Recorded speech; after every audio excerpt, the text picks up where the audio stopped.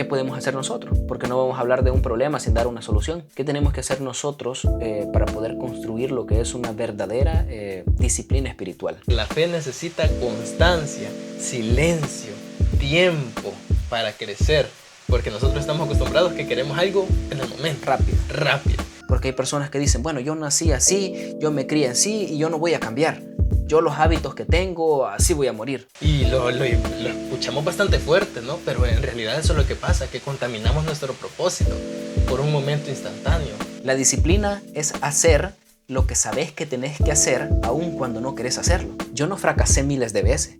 Yo encontré miles de formas que no eran correctas hasta que llegué a la indicada. Sean bienvenidos, mi nombre es Macklin. Y yo soy Abner y formamos parte de este equipo, El Arte de Ser Joven. En este nuevo episodio vamos a estar hablando de un tema para poder complementar lo que estuvimos hablando en el capítulo anterior, y vamos a hablar sobre la disciplina y la constancia. Esa disciplina que nosotros necesitamos como jóvenes o que muchas veces nos falta para tener una relación con Dios, y también lo vamos a ver desde tres perspectivas diferentes. Primeramente, ¿qué nos dice la fe? Vamos a entender por qué a nosotros como jóvenes nos cuesta tener una disciplina espiritual, por qué nos cuesta conectarnos muchas veces con Dios, y vamos a ver también qué pasos tenemos que hacer para poder adquirir lo que es esa disciplina espiritual. Lo vamos a ver también a través de la ciencia. Vamos a observar qué es lo que pasa en nuestro cerebro cuando nosotros empezamos a cambiar lo que es esos hábitos, y también a través de la historia. ¿Qué dice la historia? Vamos a ver una historia bastante bonita que estuvimos compartiendo con Abner. La historia de un hombre que tal vez no tenía tanto talento, por decirlo así, pero su disciplina lo llevó a crear cosas grandes. Así que vamos a iniciar con lo que es la fe. Abner, ¿qué nos dice la fe sobre esta perseverancia, esta constancia que tenemos que tener, esta disciplina?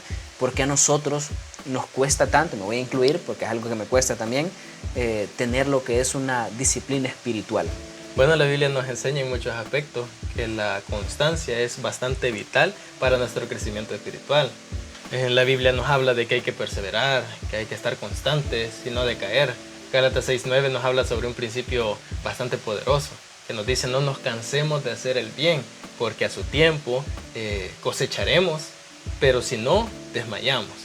Y pues ahora es difícil en la actualidad para muchos jóvenes, porque estamos acostumbrados, esta generación está acostumbrada a obtener todo de una forma bastante rápida, que no hay mucho sacrificio, ¿no? Como anteriormente, que la gente se dedicaba a hacer una cosa y se dedicaba varios meses, por decirlo así, a hacer algo, y pues tenían algo pequeño, por decirlo así. Y ahora pues nosotros más que todo pues hacemos cositas y tenemos un fruto un poco más grande, ¿no? La sociedad va evolucionando y pues muchas veces nos estancamos. ¿Y qué pasa? Que la fe necesita constancia, silencio, tiempo para crecer, porque nosotros estamos acostumbrados que queremos algo en el momento, rápido. ¿Y qué pasa? Por ejemplo, tenemos a Esaú. Esaú era un hombre que tenía una herencia, algo completamente especial, porque su padre se le iba a dar, pero venía de Dios, algo que se iba a transmitir de generación en generación en sus hijos y se iba a mantener. Pero ¿qué pasó? Tuvo hambre. Un momento de gratificación instantánea lo podemos llamar. ¿Y qué pasó? Vendió su herencia por un plato de lentejas, lo menciona la Biblia. Pues muchas veces pues nosotros las lentejas las podemos llamar ahora como, no sé, el scroll infinito que mantenemos ahí constante en ese momento que nosotros nos sentimos bien, o 15 minutos más de sueño, que pues nos arropamos más, apagamos la alarma y seguimos dormidos en vez de 15 minutos más con Dios. Y puede ser que nosotros lo veamos como algo pequeño, pero Hebreos 12:16 nos dice: no vaya a ser que haya alguno fornicario, lo menciona incluso así, como Esaú, que vendió de un momento a otro por un plato de lentejas su herencia. Y lo escuchamos bastante fuerte, ¿no? Pero en realidad eso es lo que pasa, que contaminamos nuestro propósito por un momento instantáneo. Y eso es lo que pasa, que nosotros nos alejamos de aquello que nosotros deseamos, de aquello que nosotros queremos, aquello que sabemos que está bien, nuestra paz, nuestro propósito, nuestra identidad, por algo momentáneo. Y allí pues por eso es muy difícil permanecer en constancia, en disciplina, en las cosas espirituales. Y sí, la verdad que como vos mencionás, creo que uno de nuestros problemas más grandes es que dejamos todo por nada y que un pequeño deseo nos impide tener esa disciplina. A mí me cuesta mucho eso del sueño porque pues cuando yo estaba haciendo lo del reto que te mencioné, sí procuraba levantarme temprano, a las 5, 5:30 más tardar, pero hoy suena la alarma y lo que hago es apagarla, ¿verdad? Y digo, nada, pues 15 minutos más no me hacen daño, pero son 15 minutos que ya no los recupero. Y después ya me agarró la tarde, ya me alisto y ya me voy y no tuve ningún momento en comunión con Dios, no leí el proverbio y es algo que me cuesta. Por eso te dije yo me incluyo dentro de esto porque muchas veces me cuesta tener lo que es esta disciplina espiritual. Y pues creo que algo que nos impide bastante es lo accesible que tenemos todo. Agarrar el celular, pasar ahí media hora, 2 horas, inmersos en las redes sociales y no construimos una disciplina. La siguiente pregunta, Abner, es ¿qué podemos hacer nosotros? Porque no vamos a hablar de un problema sin dar una solución. ¿Qué tenemos que hacer nosotros para poder construir lo que es una verdadera disciplina espiritual? Creo que nosotros normalmente cuando pues pensamos en un llamamiento espiritual o crecer espiritualmente, lo primero que pensamos son mantenernos unas 3, 4 horas en oración, mantenernos pues bastante inmersos en las cosas de la iglesia, cosas así. Dios no nos llama, no nos pide aquello que nosotros no le podemos dar de un momento a otro.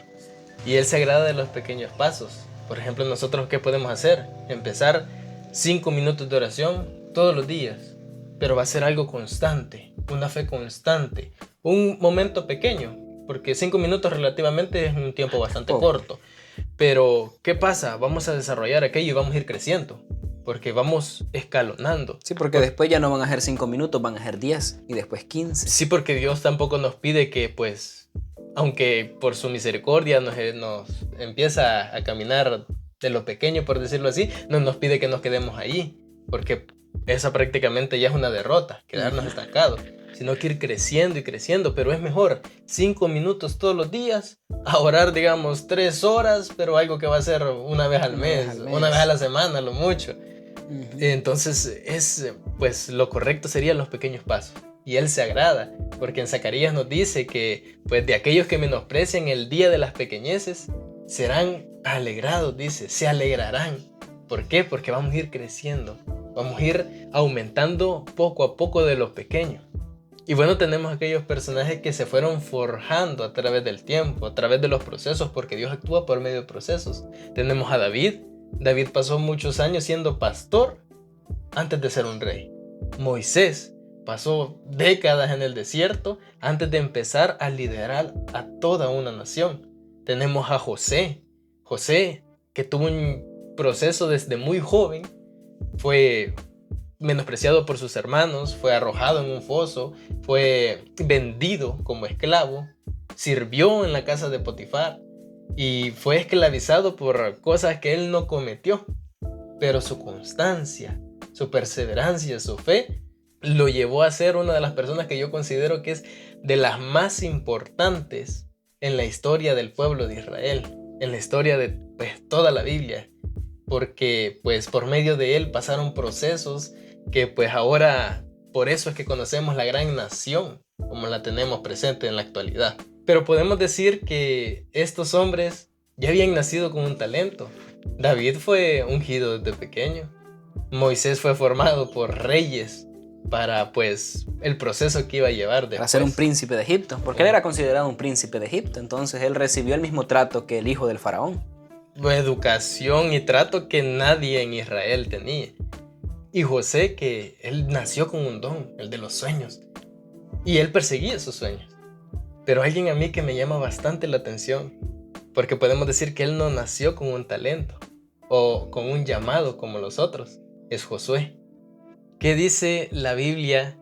Que en cierta ocasión Moisés hablaba con Dios cara a cara, como un amigo le habla a otro amigo, como estamos nosotros dos en este momento. Y dice que pues en ese momento habían personas que se dedicaban a orar en el tabernáculo. Pero ¿qué pasó?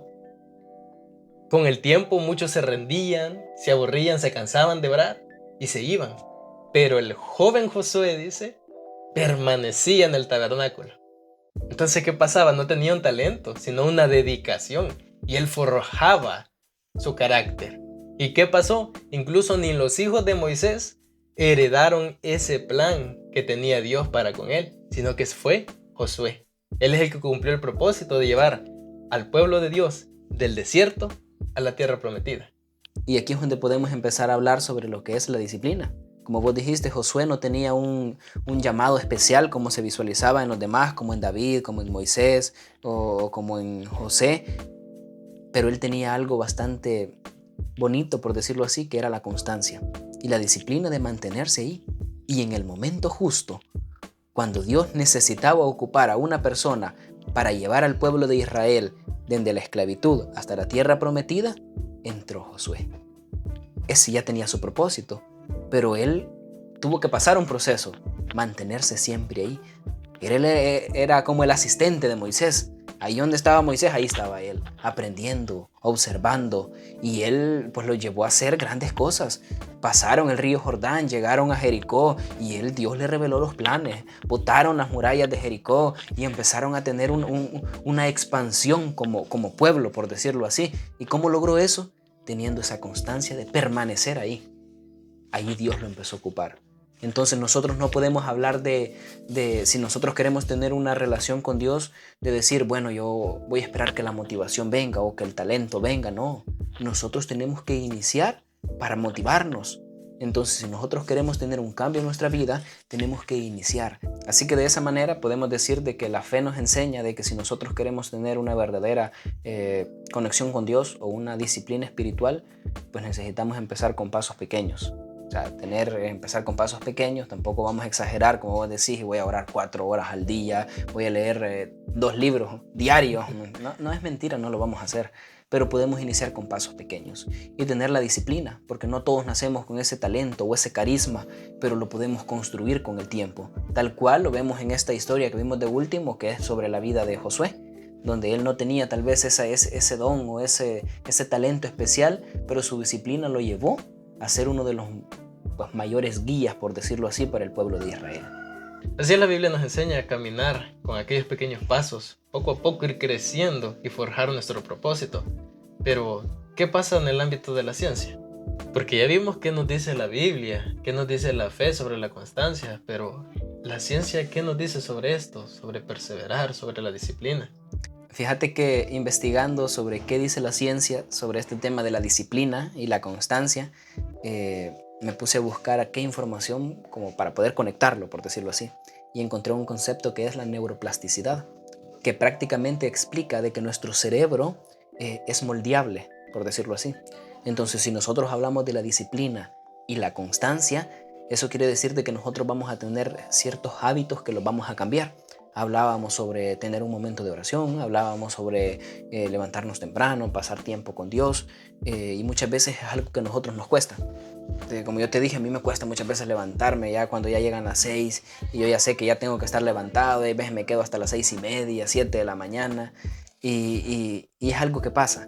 Pero la ciencia explica de que nuestro cerebro es moldeable, de que la neuroplasticidad genera como ciertos, ¿cómo explicártelo? Como ciertos puentes neuronales para facilitar las actividades. Atajos, por decirlo así, vaya. Te lo voy a poner así para que entendamos todo. Cuando vos te empezás a levantar a las 5 de la mañana, vos lo sentís pesado.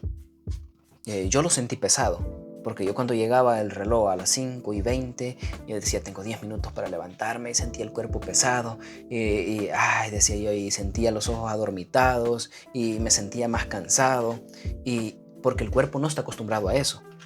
Pero el cerebro, en su capacidad, por decirlo así, genera ciertos puentes neuronales conforme vos vas haciendo una actividad repetidamente. Entonces, cuando vos tenés esa disciplina de levantarte a las 5 de la mañana todos los días, por un mes, tu cerebro se empieza a acostumbrar y dice, bueno, voy a construir como un cierto atajo, por decirlo así, un puente neuronal para despertar más rápido el sistema nervioso, para que vos te levantás y decís, bueno, yo sé que tengo que tener mi devocional, sé que tengo que leer el proverbio. Entonces tu cerebro no es como una carga que vos sentís, sino que tu cerebro se moldea y ya tu cuerpo instintivamente se levanta. Vos ya no necesitas de una alarma para que te diga, hey, ya son las 5:30, tenés que levantarte. No, tu cuerpo lo sabe. Te levantás, sabes que te tenés que dar un baño, sabes que vas a tener tu devocional, sabes que vas a ir a hacer actividad física, si tenés que estudiar, ir a estudiar, si tenés que ir a trabajar. Y tu cuerpo y tu mente, por decirlo así, genera lo que son puentes neuronales.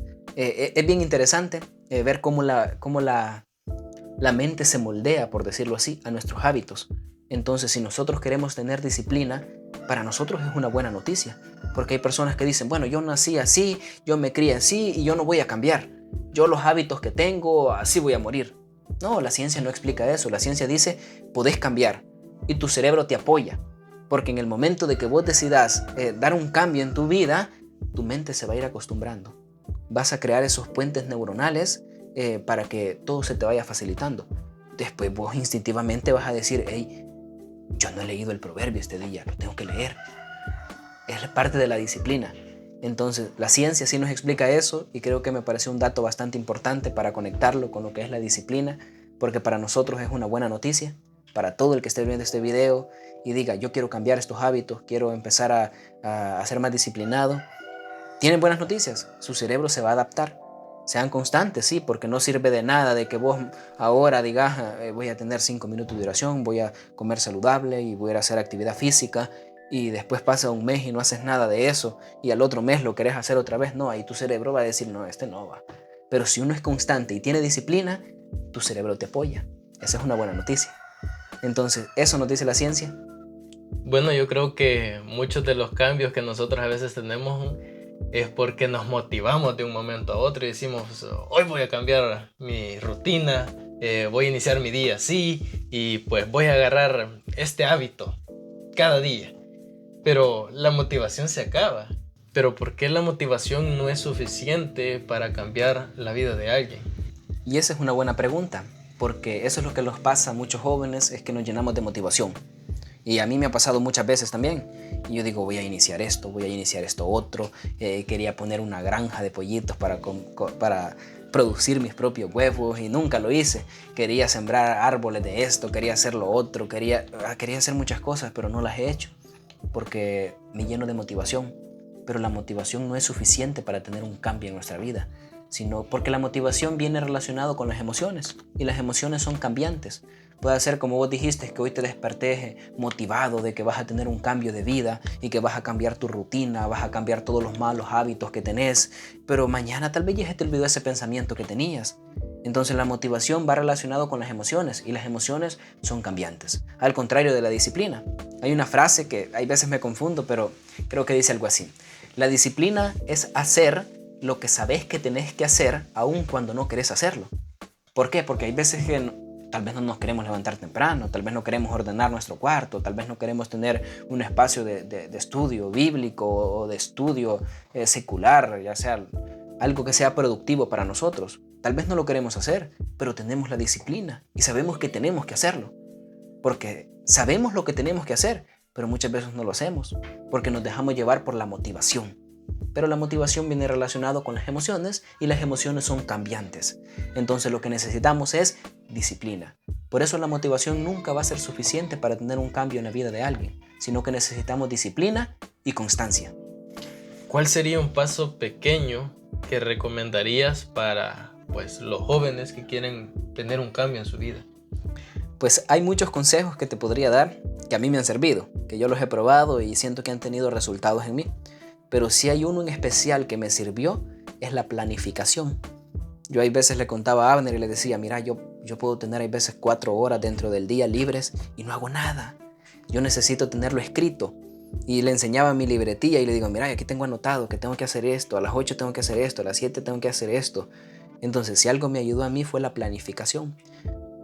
Todos los días, cuando inicié el reto de los 30 días, me sentaba en la noche y decía, ¿qué tengo que hacer mañana?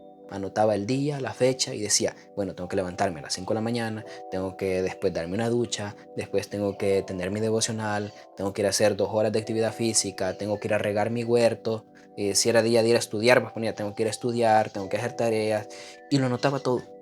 Porque si nosotros no tenemos una guía, vamos a andar perdidos, por decirlo así. Si tenemos de repente 2, 3 horas libres dentro del día, lo que vamos a hacer es agarrar el celular, poner una película y uno lo ve como tiempo de ocio. Y no está mal, no está mal, pero si vos ya terminaste de limpiar tu cuarto, vos ya terminaste de hacer tus tareas, terminaste de si fuiste a trabajar y te queda 1 hora, 2 horas libre, está bien, ve una película o si querés estar un rato en el celular, pero que no sea eso tu prioridad.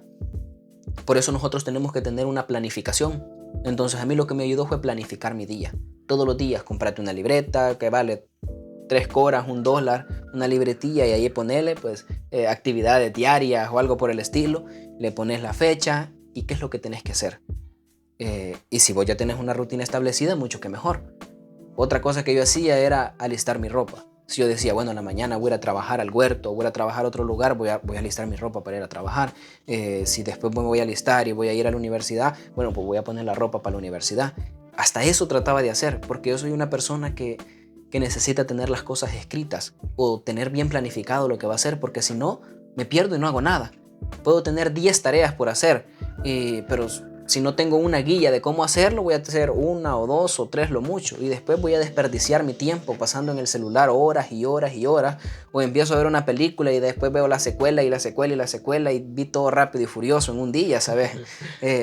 Entonces, si hay un consejo que yo les pudiera dar, es la planificación. Tómense una libretilla o un espacio, por lo menos al final del día, y reflexionen. Porque no te voy a decir de que uno siempre va a seguir la rutina al pie de la letra. Hay días que yo llegaba las 8 de la mañana y de repente cuando veía el sol por la ventana me dormí pasa, ¿sabes? O decía yo voy a comer saludable, pero que de repente me decían hey, vamos a comer a tal lugar y ya de repente ya me veía con 3 pupusas en el plato, pues ya ahí me acordaba que no tenía que comer eso, pero decía yo bah. Y no es que te vas a mantener esclavo a una rutina, sino que vas a analizar cómo estuvo tu día y en qué puedes mejorar. Pero si algo les recomiendo es la planificación. Así que la ciencia, por una pequeña conclusión, lo que nos dice es que si nosotros queremos hacer un cambio en nuestra vida, nuestro cerebro nos va a apoyar. Y ahí es donde entra lo que es la neuroplasticidad, que nuestro cerebro se va a adaptar a nuestro estilo de vida. Esa es una ventaja para nosotros. Y lo segundo es que si nosotros queremos tener un cambio, por decirlo así, y queremos adquirir lo que es la disciplina, tenemos que ser organizados y planificar lo que tenemos que hacer y cumplirlo, o al menos vamos a tener una guía para poder hacerlo. Y bueno, a través de la historia, ¿qué es lo que podemos aprender? Porque yo sé que, pues así como vos, como yo, existieron personas que se encontraron en este conflicto, ¿no? De que tal vez no había una disciplina, pero yo sé que hay personas que superaron estos conflictos y pues poco a poco construyeron una disciplina. ¿Me podrías mencionar a alguien que vivió de esta forma? Fíjate que cuando estábamos preparándolo del video, me puse a pensar en la historia. ¿Qué nos puede decir la historia? ¿Qué personaje? Porque hay muchos personajes históricos, pero uno de los que más me llamó la atención es la vida de Thomas Edison. Fue el inventor del bombillo eléctrico que nosotros tenemos ahora. Todos tenemos uno en la casa. Entonces le tenemos que dar las gracias a Thomas Edison. Y yo pensaba, cuando hablaban de Thomas Edison, pensaba que era un genio, así como Einstein o como cualquier otro erudito del conocimiento. Pero no, él era una persona común como nosotros. Incluso menciona de que él era un poco lerdo en los estudios. O sea, él menciona de que en la escuela como que decían, no, este muchacho es distraído, y se lo mandaban a decir a la mamá, mire, él tal vez no va a aprender mucho. Pero la mamá, aquí viene algo bien importante también, fíjate, es la influencia que tienen las personas a nuestro alrededor, porque la mamá de él menciona que había sido una maestra y dice que dijo, bueno, pues yo voy a educar a mi hijo entonces, y empezó a educar al pequeño Thomas Edison y le empezó a dar libros y empezó a leer y lo empezó a educar. Y hubo un libro en especial que a él le llamó la atención, por decirlo así, se llama Filosofía Natural, de Richard Green Parker, y hablaba temas tal vez para un niño no eran muy, ¿cómo decírtelo? No eran muy comunes de leer. Hablaba sobre filosofía, hablaba sobre electricidad, sobre experimentos, y a eso él empezó a llamar la atención. Y dice que a la edad de los 12, 13, 14 años él empezó a experimentar y empezó a emocionarse, por decirlo así, por esas cosas de la invención. Pero él pasó mucho tiempo donde no hizo nada, por decirlo así. Él tenía la emoción de aquello, pero no descubría nada. Entonces la gente hasta se burlaba y decían, no, este ya lleva cuántas veces intentando crear esto, porque él estaba con la emoción de que él quería crear lo que era la bombilla eléctrica, por decirlo así, pero nunca lo hacía. Y él dijo una frase al final que me gusta bastante, porque al final lo logró. Al final pues logró patentar su invento, y no solo ese, el sonógrafo, la cámara cinematográfica y muchos inventos más que pues son de gran utilidad en la actualidad.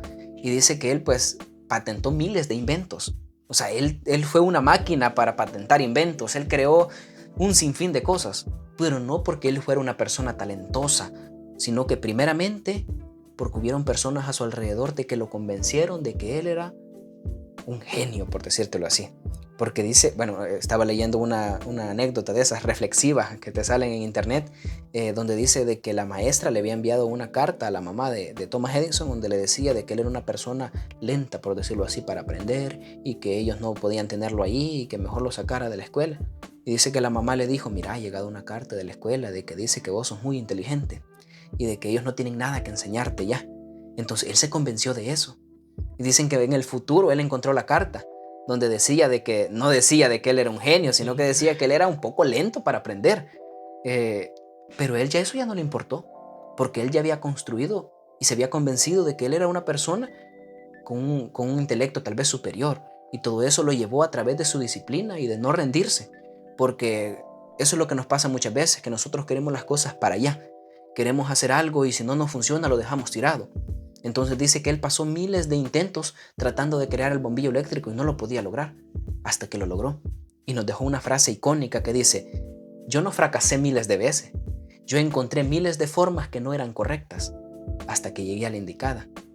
Entonces podemos ver que Thomas Edison no llegó a ser lo que es ahora en día, un genio del siglo moderno, por ser un genio innato, una persona con un gran intelecto, no, sino que escuchó a las personas correctas primero y mantuvo disciplina. Disciplina de intentar una y otra vez. De que si nosotros queremos algo, no va a llegar así por así, sino que tenemos que dar pasos pequeños hasta que lleguemos al objetivo.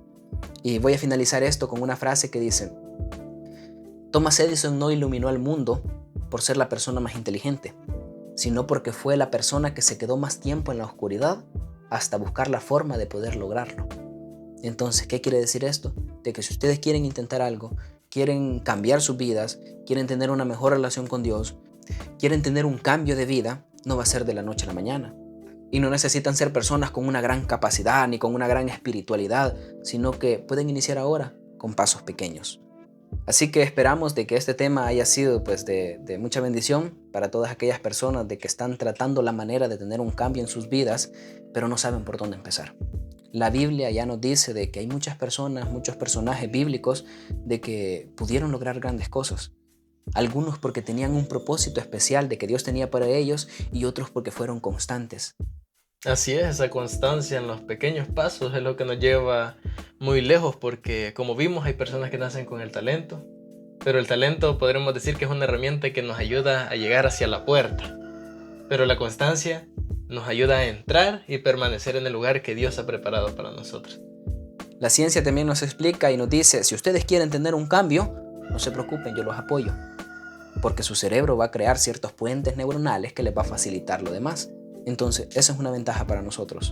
También la historia nos dice de que hay personajes que marcaron un antes y un después, no porque fueran grandes conocedores ni grandes personas con un intelecto superior, no, sino que tenían disciplina y constancia.